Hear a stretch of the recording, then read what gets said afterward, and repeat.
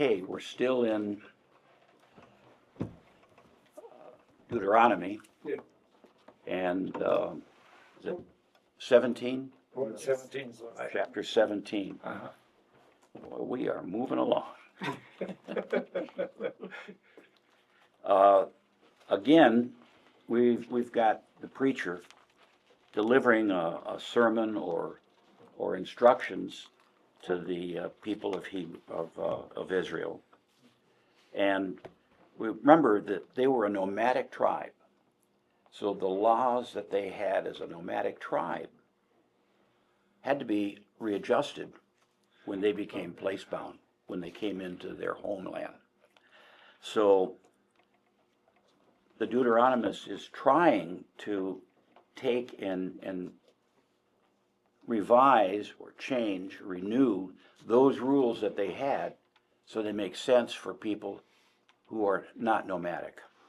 And 17 and 18 we're having, again, just like we did in the previous chapters, we're going to see how he's doing that. So, Barbara, lead us. Do not sacrifice to the Lord your God an ox or a sheep that has any defect or flaw in it, for that would be detestable to him. If a man or a woman living among you in one of the towns the Lord gives you is found doing evil in the eyes of the Lord your God, in violation of his covenant, and contrary to my command, has worshipped other gods, bowing down to them, or to the sun, or the moon, or the stars of the sky, and this has been brought to your attention, then you must investigate it thoroughly. If it is true and it has been proved that this detestable thing has been done in Israel, take the man or woman who has done this evil deed to your city gate and stone that person to death. Oops. Yeah. Take that out of the Sunday school lesson. Yeah. I think that was in the lectionary just last week, maybe. Oh dear. On the testimony of 2 or 3 witnesses, a man shall be put to death, but no one shall be put to death on the testimony of only one witness. The hands of the witnesses must be the first in putting him to death, and then the hands of all the people. You must purge the evil from among you. Okay, let's pause here for just a minute and get stones. The first verses that she read in 17, first 3 verses, or I guess it's just the first verse. Don't sacrifice to God, your God, an ox or sheep that's flawed. That ties in with 16. That's a continuation of that. Now we've changed to rules and how people are to be dealt with. And an interesting thing here is this is how they were dealing with people as nomadic people. But what's it say? That you've got to have 2 witnesses to what they did wrong. Yeah, 2 or more. 2 or more. And what do those witnesses have to do? They're the first to stone them. They're the first. So if you're going to witness that somebody did something bad, you're going to help put them to death. And you're going to lead the crowd. So this is to avoid witnesses lying. This is where Ray Pat could help us as a school teacher. And when I taught, you catch a kid doing something, and I didn't do that. No, I didn't do that. I remember the Bill Cosby comedy thing about a school teacher, shop teacher, and he was teaching, and somebody put a bullet in the kiln or something, and when it heated up, the bullet went off. Oh dear. And he said, "Who did that? Did you do that? Did you do that?" And he said, "Boy, anybody who did that's mother's got to be awfully low." And one of the kids said, "Don't talk about my mother like that." So, There's ways to find out. Huh? yeah. But, you hear people, and I watch these little videos on X, On what? an X, used Oh. to be Twitter, I guess, Oh, about people the cops pull over. And they say, I need to see your license. Why? What'd I do? Well, you ran a stop sign. No, I didn't. Yes, you did. Do you have cameras on your car? Yes. I want to see the video. Cop said, that's not the way we work. Yeah. So, give me your license or get out of the car. I don't have any reason to get out of the car, and don't you touch me. So they have to end up pulling him out of the car and wrestling him on the ground. I mean, and this is not just any one race. There's whites and blacks and Hispanics, and it's men and women I was just gonna- and kids. So, you know, you've got to have, they're referring back to the Old Testament. Do you have two witnesses? Because only you say you saw me do it. So, This dash cam shows that you did it. yeah. So now, are we going to do it differently now that we're living in a country? So Barbara, let's see how it differs. If cases come before your courts that are too difficult for you to judge, whether bloodshed, lawsuits, or assaults, take them to the place the Lord your God will choose. Go to the priests who are Levites and to the judge who is in office at that time. Inquire of them, and they will give you the verdict. You must act according to the decisions they give you at the place the Lord will choose. Be careful to do everything they direct you to do. Act according to the law they teach you and the decisions they give you. Do not turn aside from what they tell you to the right or to the left. The man who shows contempt for the judge or for the priest who stands ministering there to the Lord your God must be put to death. You must purge the evil from Israel. All the people will hear and be afraid and will not be contemptuous again. When you enter the land the Lord your God is giving you and have taken possession of it and settled in it, and you say, let us set a king over us like all the other nations around us. Be sure to appoint over you the king the Lord your God chooses. He must be from among your own brothers. Do not place a foreigner over you, one who is not a brother Israelite. The king, moreover, must not acquire great numbers of horses for himself, or make the people return to Egypt to get more of them, for the Lord has told you, you are not to go back that way again. He must not take many wives, or his heart will be led astray. He must not accumulate large amounts of silver and gold. When he takes the throne of his kingdom, he is to write for himself on a scroll a copy of this law, taken from that of the priests who are Levites. It is to be with him, and he is to read it all the days of his life, so that he may learn to revere the Lord his God, and follow carefully all the words of this law and these decrees, and not consider himself better than his brothers, and turn from the law to the right or the left. Then he and his descendants will reign a long time over his kingdom in Israel. Okay. So you see, it's now a little different. Rather than stoning people, we've got a justice. We've got lawyers. You go before the Levitical priest and the judge who is in office at the time.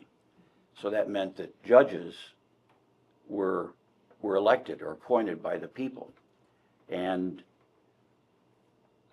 then you had to carry out whatever their verdict was. And there was no appeal. But the Deuteronomist is writing at the time of the two kingdoms. So we have a northern kingdom and a southern kingdom. So he's saying, when you enter the land of God, your God, is giving you, and take over and settle down, then say, I'm going to get me a king. God was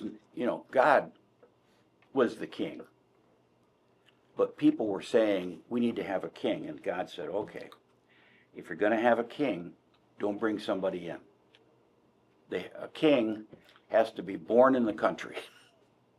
Kind of like the president has to be a natural citizen, born in this country. and has to be of a certain age. And when you choose the king, choose your king from among your kinsmen, and don't take a foreigner, only a kinsman. Now, he talks about kings. He must not send people to Egypt to get more horses, because God told you you'll never go back there again.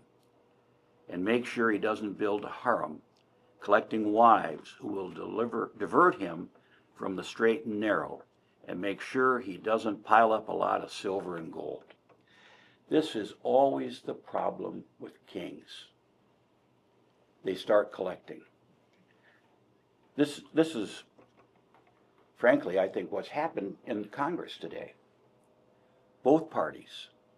We send them in there, and they're relatively middle class, maybe have a net worth of $500,000, and before their term is up, they're multimillionaires. I mean, how do they get that? Insider trading with stocks. I mean, No, I think there's more pat on the back and oh yeah, bribes. yeah, Influence peddling, I guess is, Yeah, There you know, go. That's is a better term. pretty words. they go out for lunch with these people who work for Lobbyists. the lobbyists from business and industry, and the lobbyists will take them to a nice restaurant, and they'll give them an envelope and say, "This is for your campaign," or whatever you think it's needed for. And there might be no checks, Yeah. all cash. There might be $500,000 worth of cash in there. And they say, "Well, thank you. How do you want me to vote on that?" Yeah.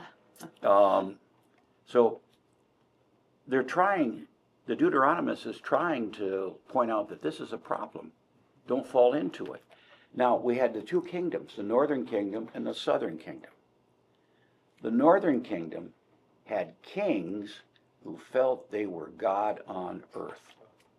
They felt they were God incarnate, like the Egyptians, like the Romans. Whoever was the emperor in Rome thought he was a god, could do no wrong. And the same thing with the Egyptians. They all thought they were God on earth.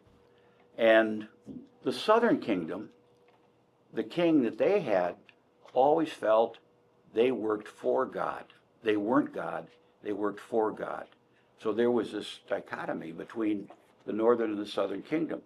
And I can't help but wonder, is the Deuteronomist saying, you guys need to find a king who's going to be fair-minded.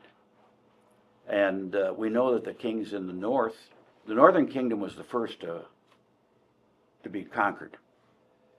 And part of the reason was they were sucking up to everybody and amassing wealth. In fact, when some of the other prophets when we read, the prophecies were against those kings because it was a money-making thing for them. Southern kingdom was more in the line of David and Solomon. They still had a nice palace, but they didn't have a big harem. They didn't, they didn't hoard money. They were concerned about the people. So this little sermon from the Deuteronomist is saying, you guys have got to be careful who you elect as king. Same thing's true today when we elect people to the presidency, to Congress, even our mayors, school board, all of those people. The priest I worked with coming out of seminary, while I was there with him, he ran for city council in Mount Clemens, Michigan, and was elected. Oh, my. And the election was in November, and David had, one day he walked into the secretary's office while I was going over some stuff for a bulletin, and he had a basket of fruit, and he had a box with steaks. Oh my. And he said, give these to the food pantry. Um, Have them come pick them up. That's not. He said, I get more stuff from people who are contractors who want jobs in the city. And he said, I'm not accepting any of it. Now, that's in effect saying, I know my other councilmen, fellow councilmen, they're accepting them. Right. I mean, it's graft. Now, we always did get a big basket of fruit from the one of the funeral homes every Christmas. Oh, But, well, that's different. you know, we weren't gonna knock people off in the congregation. Just send them business their way. Yeah, yeah, in fact, Vic's funeral home, the Vic who owned it, had looked like a liquor store in the basement. And whenever he always found out what you liked to drink. And first time I did a funeral for him, he said, Father, what do you like to drink? I said, well, I don't know. I guess I'm partial to scotch. And he said, come on downstairs. So we went downstairs. He said, this is all the scotch section. Take a bottle. Oh, You know, he did that for everybody. So you're supposed to send business to his funeral home instead of the other one. Well, he also paid for a calendar oh, gee. for the church that had a picture on it, and at the bottom it just said compliments of Vic's funeral home. And every month the secretary would run the calendar for that month, and it could be attached to the calendar. They used to just have fans, that's their name. Yeah, funeral fans. Yeah. Yep, that's So- what it's called. You know, there's a fine line between being bought off. It depends, are you in a position to do thing for the person who's offering you a deal? Now, you did values of homes and properties. Appraisal work. Yeah, yes. appraisal work. Yeah, 25 years. Now, did you find, Oh, every day. Some of it very softly done, very Yeah. honestly, innocently. Mhm. Some just flagrant. yeah, You know. yeah, you know, here's $1,000. Don't you think that property is worth?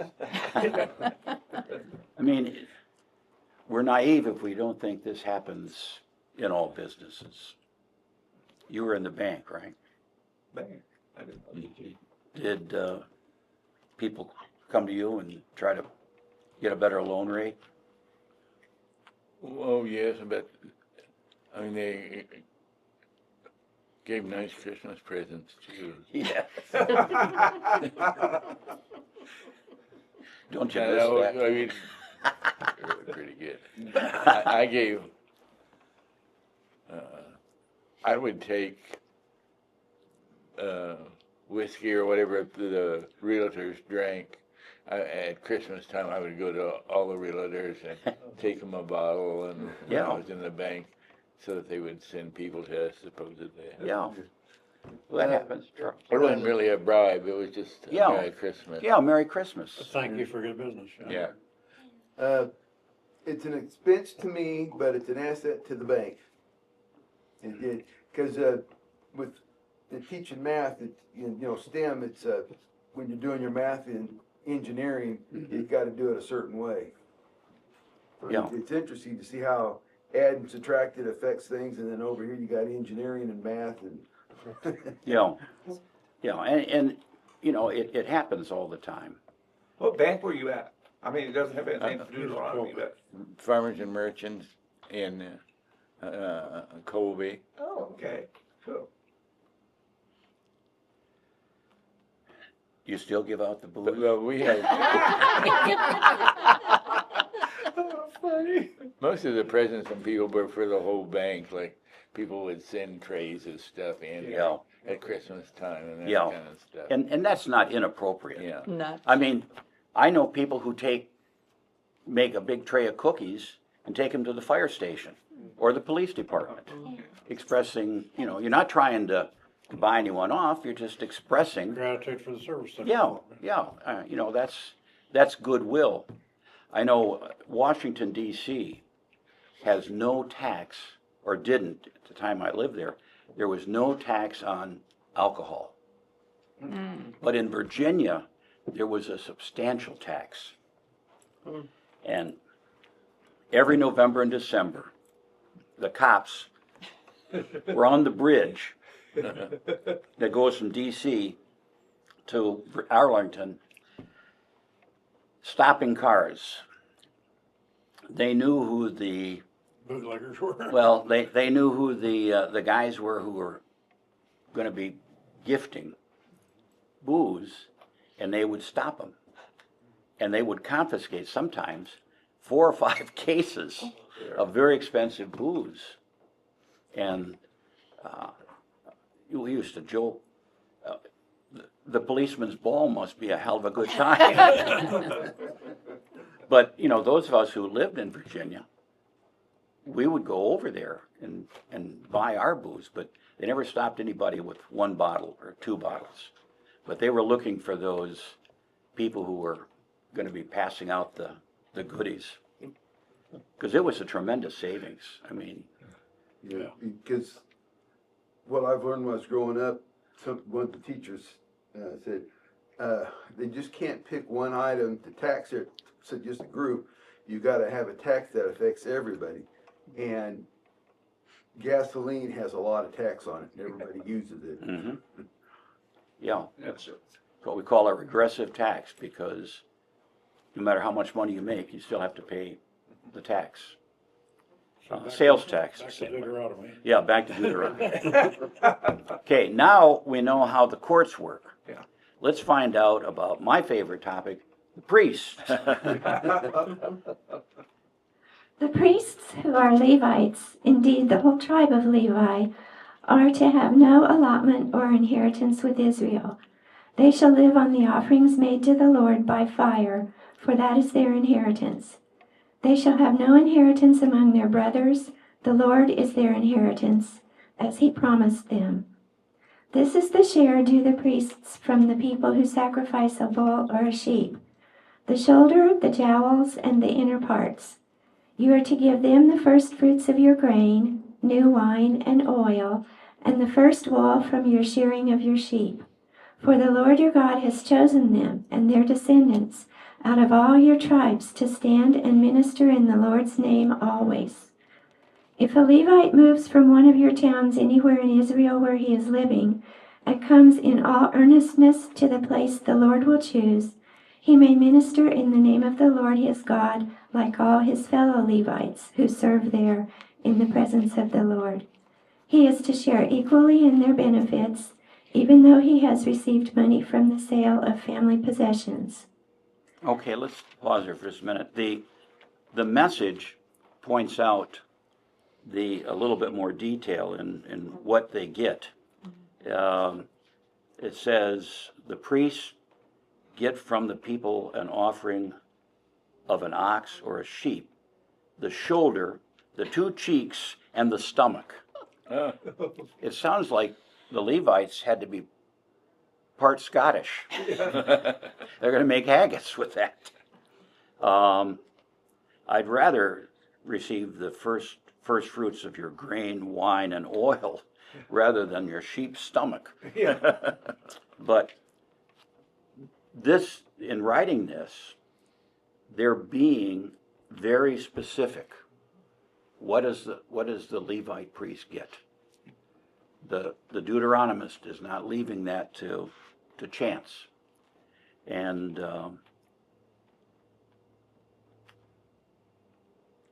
first time free will offering, I would say Scotch or bourbon would be appropriate. So is verse 6 and 7 there kind of the first concept of clergy being Moving, directed by God to go to a certain yes, town or community or to whatever? the place where God designates for worship. And when you call a pastor, that's part of it. You know, I've always had it described as God chooses who your next pastor is going to be. You don't know who it is, and they don't know they've been chosen. But God knows. And, you know, you listen to God. when Emmanuel was looking for a new pastor, they tried and tried. They had a couple of people they kind of liked, but their spouses said, I'm not living in Hutchinson. And Can't understand. so we ended up, it was kind of funny, you know, as we're looking all around to find somebody, lo and behold, it's like a Hallmark movie. The person we found just lived up the street. We married the girl next door. Pastor Lisa is from McPherson. And she was just ordained. In fact, she was ordained this coming October 5th will be her first year. But she had served in another place before she was ordained, kind of like serving as a deacon. And we had no idea we were going to get her. And it's been a tremendous fit. You know, when you wait for God to kind of make that choice. Now we always say we know God wants that. But I worked with a priest once. When we elect bishops, people nominate people, and then they do a walkabout and greet everyone. Embry always said, if we really believed in the Holy Spirit, we would take the name of every priest in the church and put him in a hat, shake it up, and pray over it, and pull out a name and say, this is the one God has chosen. You think a diocese would ever do that? Not in your life. You know, that you can't trust God for making a choice like that. Who do you think we are? Christian? We're Episcopalians. We like to have an election. Okay, Barbara. When you enter the land the Lord your God is giving you, do not learn to imitate the detestable ways of the nations there.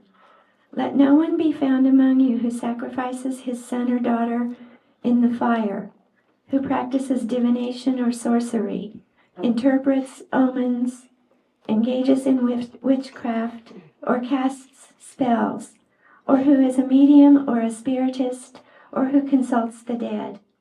Anyone who does these things is detestable to the Lord, and because of these detestable practices, the Lord your God will drive out those nations before you. You must be blameless before the Lord your God. The nations you will dispossess, listen to those who practice sorcery or divination. But as for you, the Lord your God has not permitted you to do so. The Lord your God will raise up for you a prophet like me from among your own brothers. You must listen to him. For this is what you asked of the Lord your God at Horeb on the day of the assembly, when you said, let us not hear the voice of the Lord our God, nor see this great fire any more, or we will die. The Lord said to me, what they say is good. I will raise up for them a prophet like you from among their brothers. I will put my words in his mouth, and he will tell them everything I command him. If anyone does not listen to my words that the prophet speaks in my name, I myself will call him to account. But a prophet who presumes to speak in my name anything I have not commanded him to say, or a prophet who speaks in the name of other gods, must be put to death. You may say to yourselves, how can we know when a message has not been spoken by the Lord? If what a prophet proclaims in the name of the Lord does not take place or come true, that is a message the Lord has not spoken. That prophet has spoken presumptuously. Do not be afraid of him. Okay. Now we've moved from the Levites and the priestly group to prophets, which would lead us to suspect that he did not see the priests as prophets. Mm-hmm. That, prophecy, in 15, the Deuteronomist writes, God, your God, is going to raise up a prophet for you. God will raise him up from among your kinsmen, a prophet like me. When he says a prophet like me, this is the Deuteronomist speaking. And listen obedient to him. He's not saying that about the priestly class. Although a lot of our clergy would argue with that. Because as you know, You should always listen to your priest. Listen obediently to them. This is what you ask God, your God, for at Horeb. On the day when you all gathered on the mountain, said, we can't hear any more from God, our God. We can't stand seeing any more fire. We will die. So, they're saying, talking to God is a hard job. We don't want to do that anymore. Remember, when they were gathered around Horeb, all the people were there by the cloud, and they said, we can't do that anymore. That's not for us. So God will raise up a prophet. The prophet will be giving God's words. Now, while I'm thinking of it, Happy Rosh Hashanah. Oh, thank you. This is the Jewish New Year. Yeah. It lasts until sundown tonight. And I think Yom Kippur was early in October. I won't be here, but Happy Yom Kippur. That's like saying to all the Easter Christmas people who were there on Easter, saying, I'm going to wish you a happy Thanksgiving since I won't see you till Christmas. I missed it, but apparently somebody prophesied that the end of the world was coming.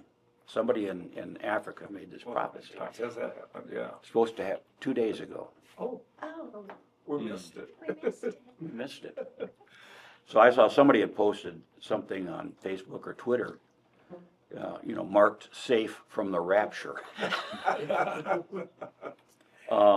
Verse 21, Father, really causes me, how do we know the word? I mean, I think personally that's happened in my life. How do I know that it was the Lord? Not something catastrophic necessarily, but, how do I interpret that verse for me, please? How can we tell the difference whether it was God who spoke or not? Here's how. It's right there.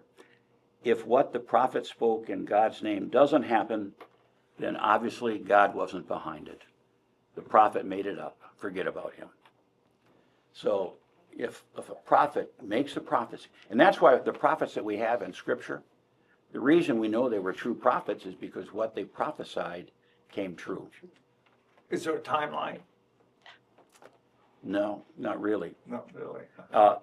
The one thing that does stand out, although Northern Kingdom, Southern Kingdom were still, even though they were separate, they're kind of like the state of Michigan. You got the Upper Peninsula and the Lower Peninsula, but they're all Michigan.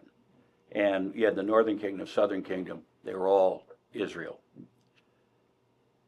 One of the problems is, says, don't go outside and find a prophet. Well, Amos prophesied in the north, but he was from the south. And that's how we can still accept him as a prophet. But, don't go to Egypt waiting for a prophet. When you see these televangelists who, say, send me money and I can make your hopes come true. Reverend Ike is an example. I don't know if you've heard Reverend Ike, but Reverend Ike always used to say, if you want pie in the sky, by and by, Reverend Ike is not your guy. But if you want pie, a la mode, send me money.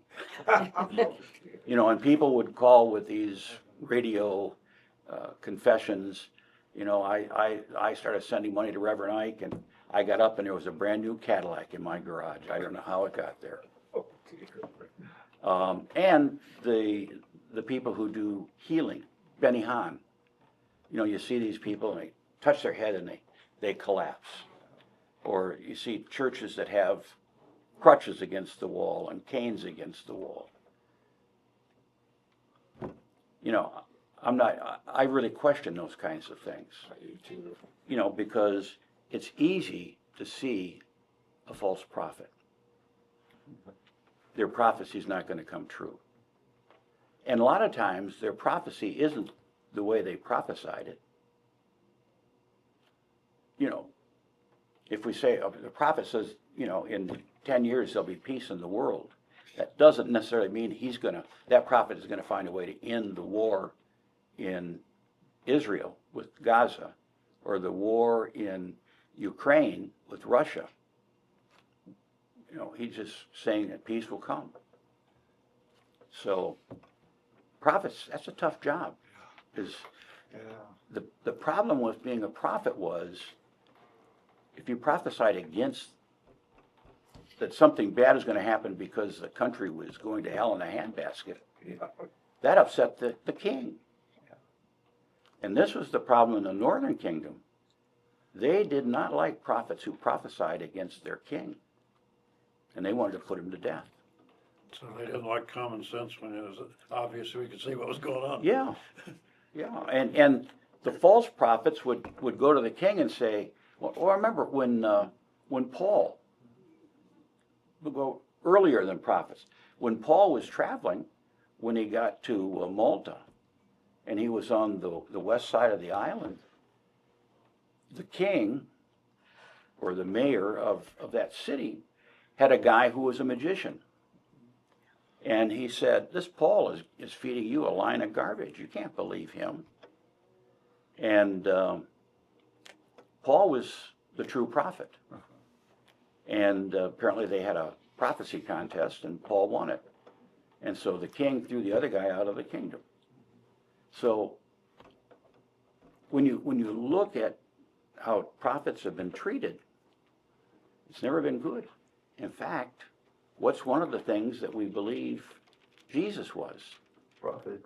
A priest, prophet. Yep.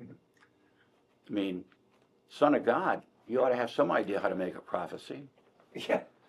So, you know, prophets have always kind of been mistreated. Charles? Your guy, Jeremiah, was he out of the south and went to the north? Or did he stay in the south all the time? He was in the South all the time. Okay. And in spite of what a lot of people have said, he wasn't a bullfrog. He was in the wall. A bullfrog. Yeah. Yeah. Funny. That's a song. A lot of his prophecies were bad, and he was hunted down and Oh. stuff. Didn't he end up in a well? They threw him in a well. They put him in stocks. I mean, he was really abused. In fact, when the Southern Kingdom was conquered, he was taken with them to the other country, and then they sent him back to Jerusalem, back to the Southern Kingdom, because the president or the emperor in Babylon didn't want him causing trouble. They sent him back. But they were up there for 60 years. Mm-hmm. And what happens when somebody's gone that long, the same thing that happened when the Israelites were on their 40-year journey to the Promised Land. You've got two generations. The people who started that trip are not the people who ended the trip. So, customs were spread by word of mouth. Well, my grandmother always said, or my grandfather always said. Well, who do you know what's true? So that's what the Deuteronomist is trying to clarify. While these people were traveling, they had one set of rules on how to do things, but when they located in the Promised Land, they had to come up with different ways to do it. And so in this chapter, he's dealt with the priests and the prophets. And I know, Dennis, in answer to your question, I didn't mean to be snippy. No, But- I felt that way. But it said, the only thing you know a true prophet is it to come true. And that's why we have the prophets in the Bible. There are a lot of other prophets didn't come true. So we believe that those prophets actually had received the word of God. I think Charlie. Yeah. When I got to go to a lot of different countries when I was in the Navy, and one thing that was really common, they lived back then I grew up that there was third world countries, and I got to read the Bible of it. Well, they're just living in the Old Testament because you get to talking to them, all right? You're listening to the people over there to tell you how to behave in town.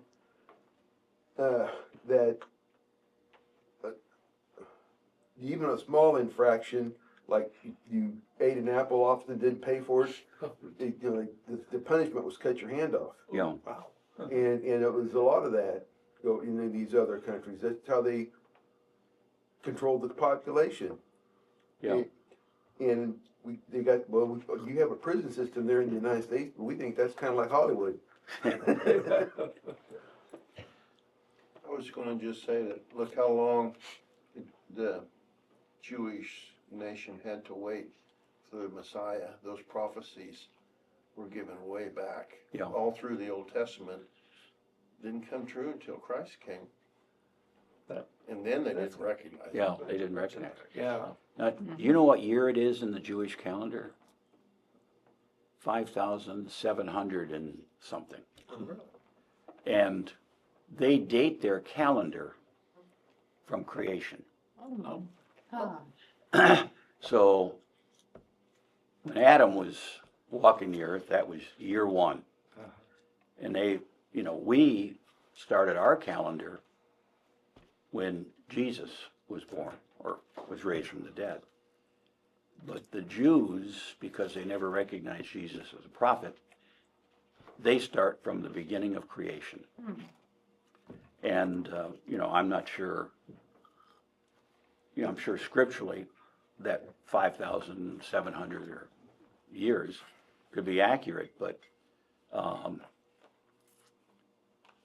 I'm not sure science would document that that's when creation happened. I mean, we're looking at dinosaurs long before that. 4.5 billion. Yeah, I mean, and when we look at the life of the earth, we're dealing with billions of years, not thousands of years. So, well, Barbara, I don't think we're gonna get into chapter 19.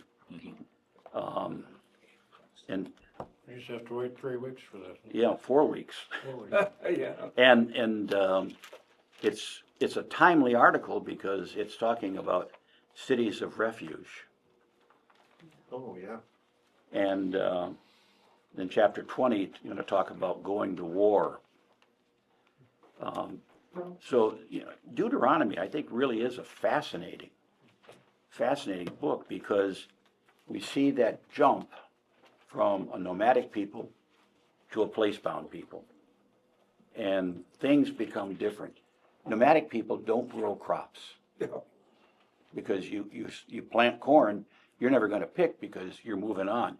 But when you get place-bound, all of a sudden, you can grow wheat. They probably had to trade for wheat while they were on their journey, but they weren't growing it.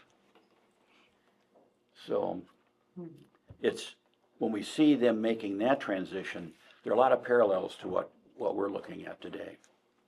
So anyway, Have a great trip. Yeah. thank you. Be safe. Thank you. Be safe.